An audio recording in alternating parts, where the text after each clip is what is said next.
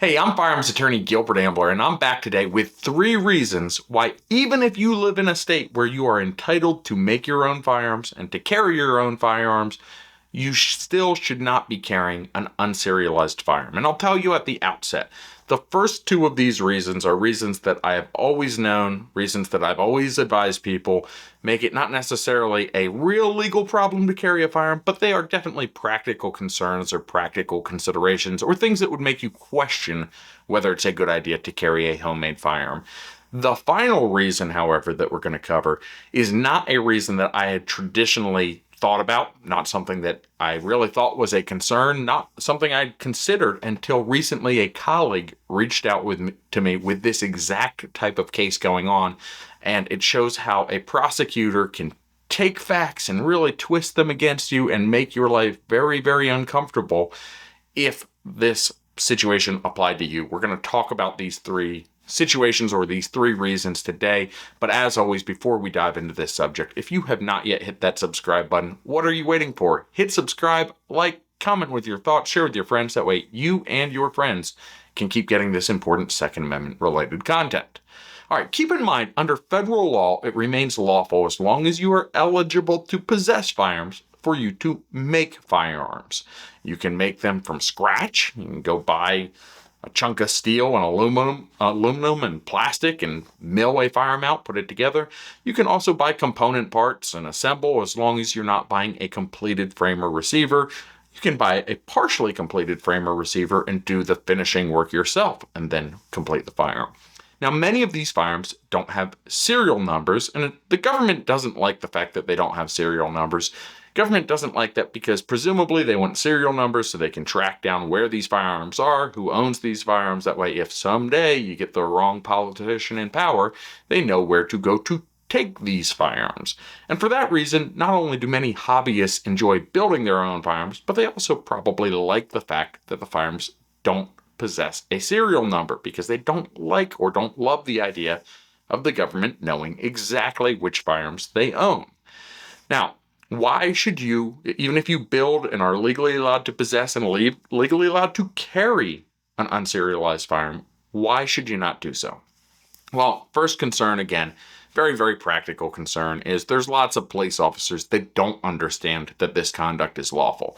So if you come into contact with a police officer while carrying an unserialized firearm, there is the possibility that, at least until they straighten everything out, you might have to make a phone call to your lawyer to help the police officer understand that the firearm that you are carrying is actually a lawful firearm and you're entitled to own it and to carry it.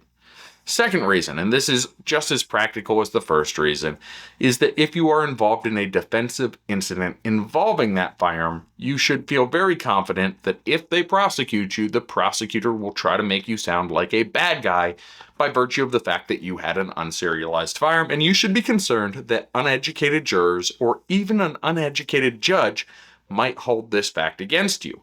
In fact, within the past year, I read a sentencing transcript where the sentencing judge, and this is not a state judge, this was a federal judge, where the sentencing judge pointed to the fact that the defendant had otherwise lawfully owned, lawfully made homemade firearms that were unserialized, and the sentencing judge pointed to the possession of ghost guns as a sentencing factor to justify an increased sentence, saying clearly you were up to no good because you had these ghost guns in your house when a search warrant was served.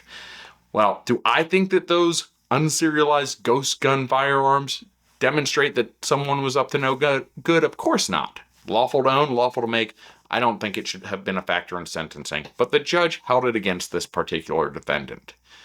The third reason, however, and this is the big one that I had not previously considered, the third reason is that if you run into the wrong police officers and the wrong prosecutors, they might actually flip the burden against you. What do I mean by this? Well, I am aware of a case where somebody has been arrested for carrying a personally made firearm, and the firearm never had a serial number. They built it, so they didn't put a serial number on it. And what the prosecutor has done has charged them with obliterating or removing a serial number. Now the defendant is in the situation where they have to, in essence, disprove a negative.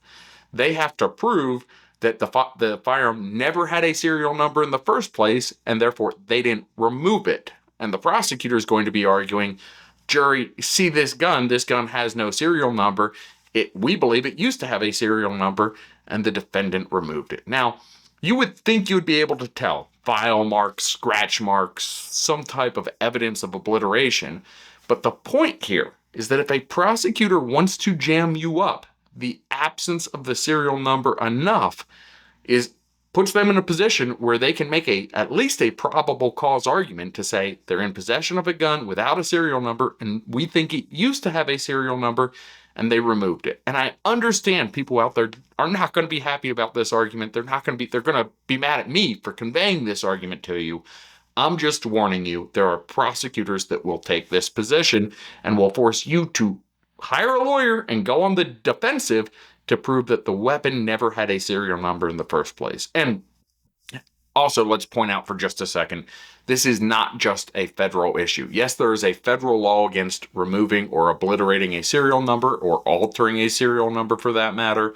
And that federal law was at one point found unconstitutional by a West Virginia judge in the aftermath of Brune. I think that decision has been overturned or at least stayed. I'd have to go back and look at that one. That being said, there are also in many states, including Pennsylvania and Virginia, the states I regularly practice in, state-based laws restricting you obliterating, altering, or removing a serial number, which means we're not worried about a federal prosecutor necessarily getting involved. This means if you are in an anti-gun county, you're in Philadelphia, and you get caught with a unserialized firearms, even if you have a license to carry, there is a risk that an anti-gun prosecutor there might decide to prosecute you and might argue that the serial number on your gun had been removed by you and you had just done a very good job of covering it up so that you couldn't tell that the serial number was removed. I get it, sounds crazy, but it has apparently happened to people. If you enjoyed this content, go ahead, hit that subscribe button for us. Until next time.